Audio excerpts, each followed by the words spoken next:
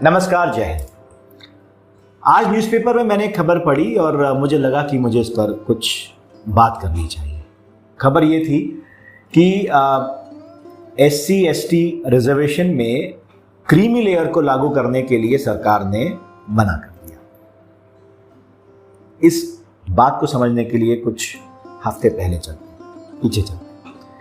बात ये थी कि सुप्रीम कोर्ट में केस चल रहा था जिसमें ये आर्ग्यूमेंट चल रहा था कि जो SC या ST का रिजर्वेशन है उसमें SC और ST में जो जातियां आती हैं उनका भी व्यक्तिगत रिजर्वेशन की परसेंटेज तय हो। मतलब अगर मानिए 50% रिजर्वेशन है SC और ST का, तो उनमें SC की जितनी जातियां हैं उनका भी प्रपोर्शन तय हो कि इस जाति को 50 में से इतना मिलेगा, Y को इतना मिलेगा, Z को इतना मिलेगा, ताकि हर जाति पिछड़ी जो है वो आगे जा सके।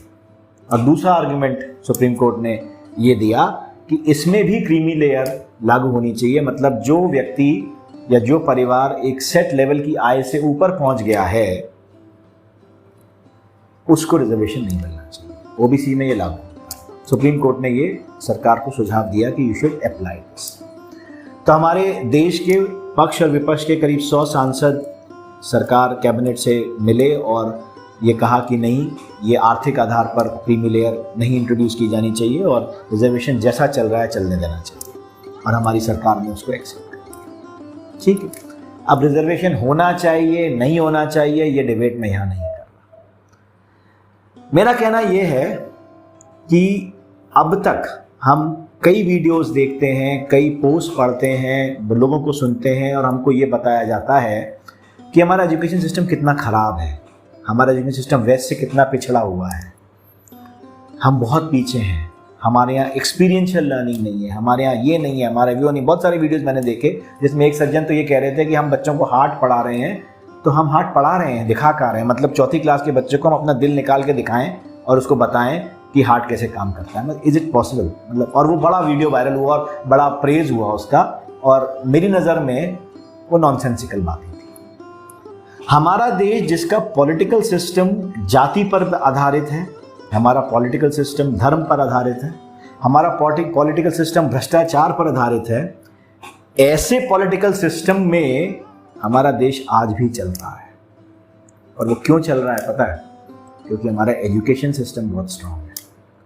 नहीं तो इस तरीके के रॉटन पॉलिटिकल सिस्टम में जहां पर हर आदमी सिर्फ जाति देख रहा है, धर्म देख रहा है, अपीजमेंट देख रहा है, रिजर्वेशन देख रहा है, सिर्फ एक वर्ग को फायदा दे रहा है, दूसरे को नेग्लेक्ट कर रहा है, फिर भी देश चल रहा है। और चल नहीं रहा, बहुत अच्छा चल रहा है। तो इसलिए नहीं चल रहा कि सरकार की पॉलिटिकल विल है, वो इसलिए चल रहा है कि हमारा जो सिस्टम है एजुकेशन का, हमारा जो वैल्यू सिस्टम है एजुकेशन का, बहुत स्ट्रॉन्ग है। तो जो लोग कहते हैं ना ये सरकार आनी चाहिए, चाहे BJP आए, कांग्रेस आए, फला आए, ढिमकाना आए, किसी को आपसे लेने देना नहीं है। अगर आप अपनी ज़िंदगी सुधार सकते हैं ना इस सिस्टम में, जहां पर आपके बच्चों को एक एक मार्क्स के लिए फाइट करना है, वहां पे SC, ST, OBC, मुस्लिम, क्रिश्चियन, जैन, हिंदू नहीं चलेगा। चलेगा तो सिर्फ आपके अपने बच्चे की काबिलियत।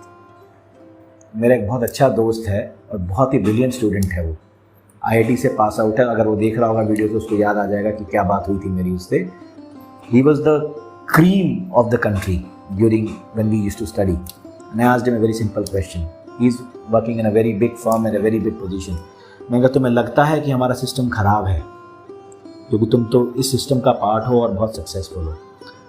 तो उसने मुझे बोला कि अनु, मेरे को अनु कहते हैं, कि मैं गरीब था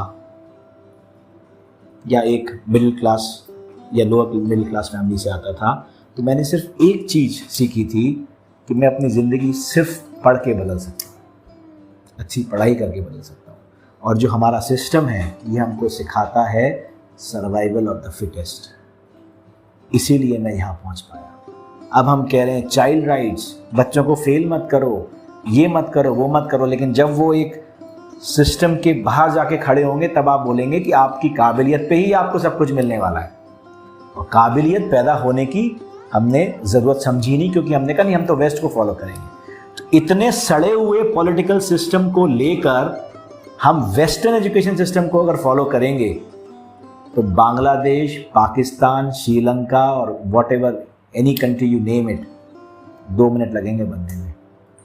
वेस्ट का एजुकेशन सिस्टम अलग है क्योंकि वहाँ का पॉलिटिकल सिस्टम भी अलग है, वहाँ की ज़रूरतें अलग हैं, वहाँ की सरकार को क्लियर इंटेंट है, कोई रिजर्वेशन नहीं, कोई अपीसमेंट नहीं, कुछ नहीं है वहाँ पे।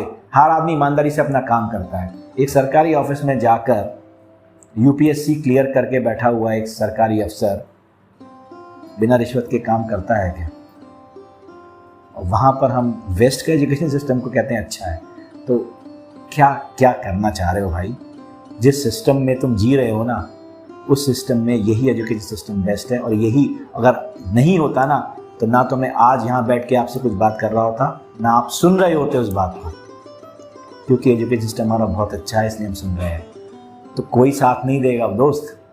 आपकी अपनी पढ़ाई, आपकी अपनी काबिलियत, आपकी अपनी सोच, लड़ने का जज्बा, यही काम आएगा। सरकारें सिर्फ अपने फ़ायदे के लिए काम करेंगी क्योंकि गद्दी चाहिए, पैसा चाहिए, पावर चाहिए।